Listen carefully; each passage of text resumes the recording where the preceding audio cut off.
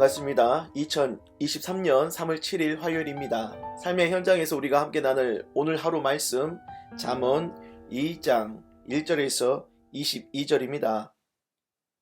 내 아들아, 네가 만일 나의 말을 받으며 나의 계명을 네게 간직하며 내 귀를 지혜에 기울이며 내 마음을 명철에 두며 지식을 불러 구하며 명철을 얻으려고 소리를 높이며 은을 구하는 것 같이 그것을 구하며 감추어진 보배를 찾는 것 같이 그것을 찾으면 여호와 경외하기를 깨달으며 하나님을 알게 되리니.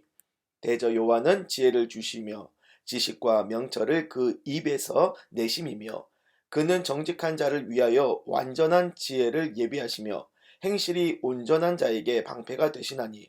대저 그는 정의의 길을 보호하시며 그의 성도들의 길을 보전하려 하심이니라. 그런즉 내가 공의와 정의와 정직 곧 모든 선한 길을 깨달을 것이라. 곧 지혜가 내 마음에 들어가며 지식이 내 영혼을 즐겁게 할 것이요 근신이 너를 지키며 명철이 너를 보호하여 악한 자의 길과 패역을 말하는 자에게서 건져내리라. 이 무리는 정직한 길을 떠나 어두운 길로 행하며 행악하기를 기뻐하며 악인의 패역을 즐거워하나니 그 길은 구부러지고 그 행위는 패역하니라. 지혜가 또 너를 음녀에게서 말로 호리는 이방 계집에게서 구원하리니 그는 젊은 시절에 짝을 버리며 그의 하나님의 언약을 잊어버린 자라.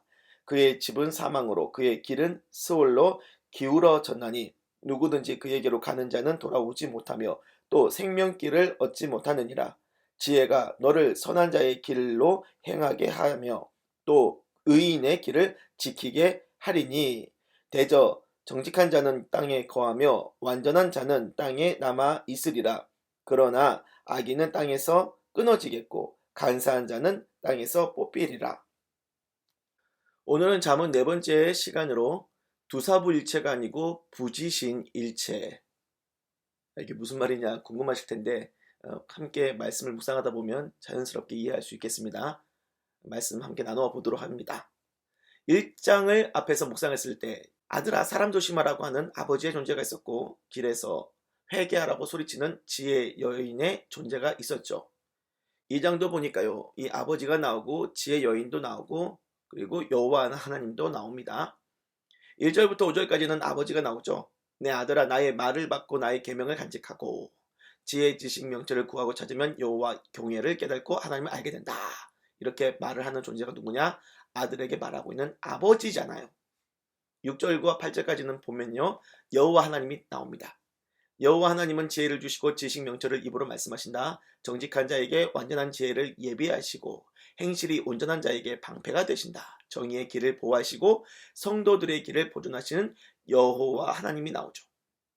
그 다음 10절에서 20절을 보면요, 누가 너의 마음에 아들의 마음으로 들어간다고 하는 거죠? 지혜입니다. 지혜. 이 부분에 대해서 주체적인 존재는 지혜 여인입니다. 1장 길거리에서 소리치던 그 지혜 여인을 말하는 겁니다. 지혜가 너의 마음에 들어오고 지식이 너의 영혼 즐겁게 하고 근신이 너를 지키고 명철이 너를 보호하고, 이런 말씀 9절. 마치 네 사람이 보디가드 팀이 되어서 24시간 붙어있는 걸로 묘사를 하지만 심플하게 넷을 하나로 봐도 무방합니다.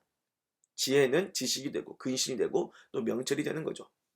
이 지혜 여인이 16절에서 우리를 유혹하는 매혹적인 이방 여인, 음란한 여인, 음녀에게서 구해준다는 겁니다. 이 말씀을 듣는 아들이 듣는 거니까 아들을 유혹하는 자라면 이 성인 음녀가 맞겠죠. 하지만 이 잠언은 하나님을 믿는 딸들도 들어야 하잖아요. 그러면 이방 남자 음남을 생각하는 것도 실감날 수 있겠습니다만 여기서 남자와 여자의 입장차로 곤란해야 할 필요는 없어요. 지혜 여인은 여러분의 영혼을 사망으로 파멸하게 할 음란한 유혹, 그 유혹으로부터 구원해주고 지켜주고 선한 길로 행하게 하는 자라고 생각하면 되겠습니다.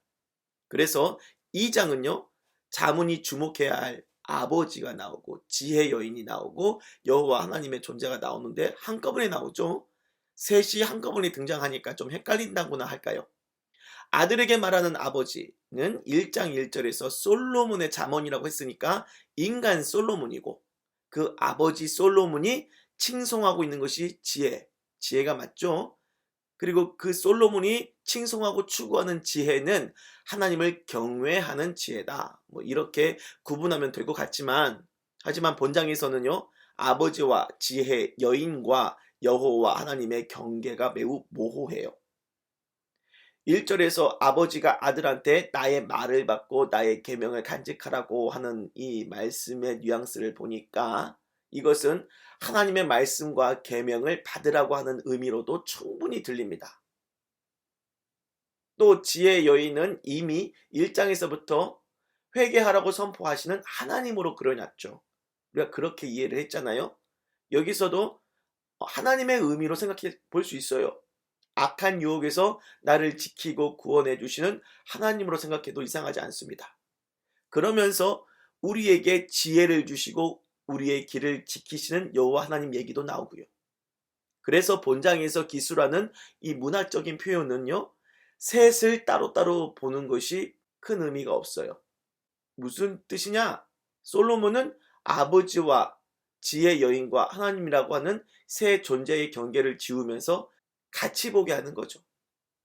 즉, 지금 아들에게 말하는 자이면서 지혜를 가르치는 자인 인간 솔로몬은 본인의 자취를 감추면서 자녀를 사랑하여 말씀하시는 아버지가 하나님이심을 소개하고 세상 음료의 악한 유혹에서 건지시는 인격적인 지혜 그 자체가 하나님이심을 소개하는 거죠. 그래서 이렇게 적용을 해봐도 되겠어요? 여러분이 자녀를 훈육하거나 혹은 어린 사람을 가르칠 때 여러분의 존재감을 많이 드러내고 여러분의 경험과 지식을 전해주려 하는 것보다 하나님을 드러내고 하나님의 지혜를 비추는 보조자가 되는 것이 더 좋다는 거죠. 간혹 훈육하고 가르친다고 해서 자기 감정과 기분을 가지고 자신의 인간성을 풀풀 풍기면서 아이들 마음 상하게 하고 상처 주는 일들 있잖아요.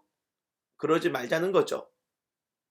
지혜로운 교육을 바란다면, 특히 믿는 사람의 지혜로운 교육이라고 한다면 나의 존재감은, 인간적인 존재감은 줄이는 것이 좋다.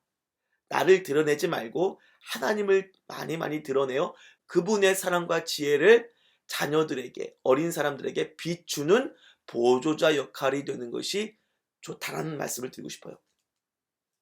말씀을 마무리합니다. 두사부일체라는 영화가 있어요.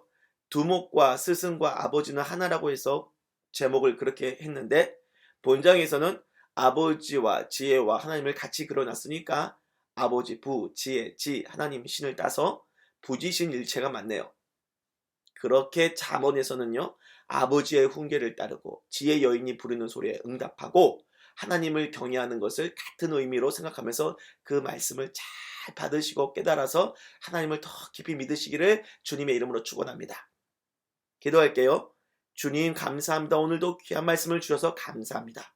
하나님의 말씀을 아버지의 따뜻한 사랑의 훈계로 온 우주를 통틀어 가장 지혜로운 가르침으로 생각하여서 금을 구하고 은을 구하고 돈을 구하는 것보다 주의 말씀을 더욱더 사모하고 구하고 그렇게 살아가는 지혜의 자녀들 되게 하여 주옵소서. 예수님의 이름으로 기도를 드립니다. 아멘.